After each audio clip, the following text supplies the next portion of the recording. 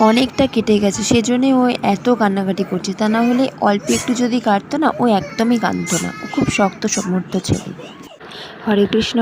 তোমরা সবাই কেমন আছো? আই হোপ তোমরা সবাই অনেক ভালো আছো, সুস্থ আছো। আর তোমরা ভালো থাকো, এনি টাইম তোমরা সুস্থ থাকো। আর আমি তো বিন্দাস আছি। তো গুড মর্নিং বন্ধুরা, আমি আমার আজকের ব্লগটা স্টার্ট করছি। এখন বাজে সকাল 7:20। দীপক চলে এসেছে আড়ত থেকে মাছ নিয়ে। আজকে নিয়েছে পার্সেল লোটে, রুই আর কাঁকড়া। তো এইগুলো আজকে ও বিক্রি করবে, এভাবে ভাগা করে এনেছে, ভাগাতেই বিক্রি করবে। আজকেও খুব অল্প পরিমাণ মাছ নিয়ে এসেছে। তো এটা হচ্ছে আড়ত থেকে আনলো এখন 10 মিনিট পর, মানে একটু চা খেয়ে নেবে। চা খাওয়ার পরে ও বেরিয়ে যাবে মাছ বিক্রি করতে। তো চলো বন্ধুরা, পুরো ব্লগটা দেখে থাকো। আমার মনে হয় আমার ব্লগ তোমাদের সকলের অনেক ভালো লাগবে। সারাদিনে আমি আর কোনো ভিডিও ক্লিপ নিতে পারিনি।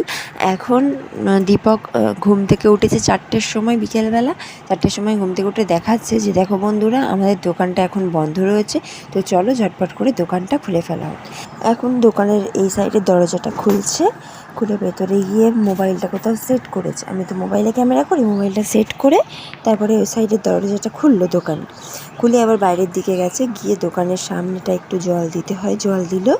এবার দোকানের এই দুটো সাইডে যে পাল্লা রয়েছে জানলার, সেই দুটো খুলে দেয়। দোকান খোলা হয়ে গেল। এবার দেখি ও কী করে।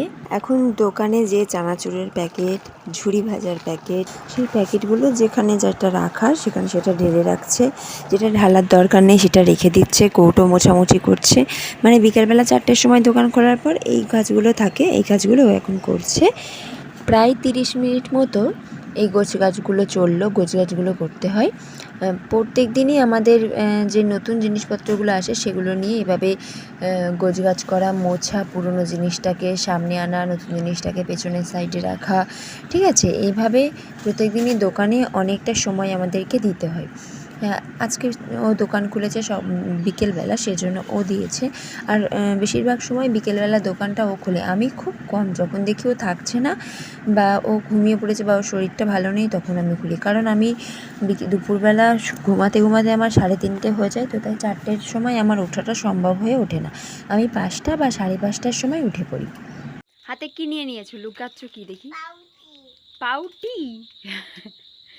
পাউটি না পাউরুটি? পাউটি কি করবে? কি দিয়ে? দুধ? দুধ দিয়ে পাউটি খাবা? পায়ে কি হয়েছে?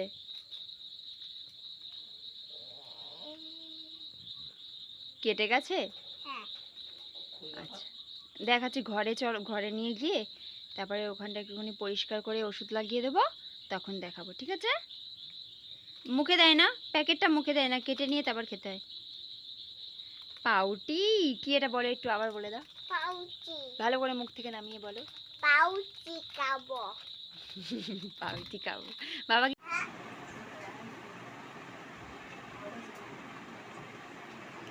ওই পায়ে লেগেছে, তো এখন ওর মা ওকে পাটা যেখানে কেটে গেছে সেটা পরিষ্কার করবে তুলো দিয়ে। পাটা পরিষ্কার করছে।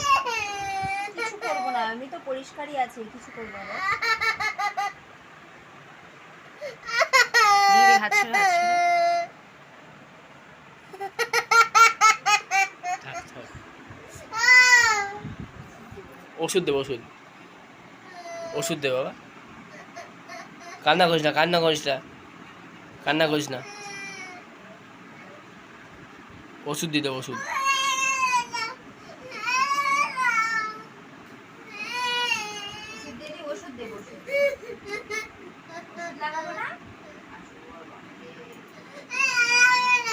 ওষুধ লাগালে কমে যাবে তো।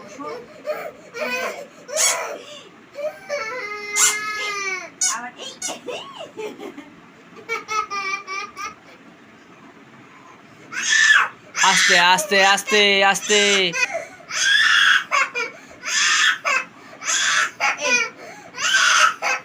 ওষুধ লাগাচ্ছে তো। এই কতটা লাগিয়েছে রে? এ বাবা, কতটা লাগিয়েছে রে?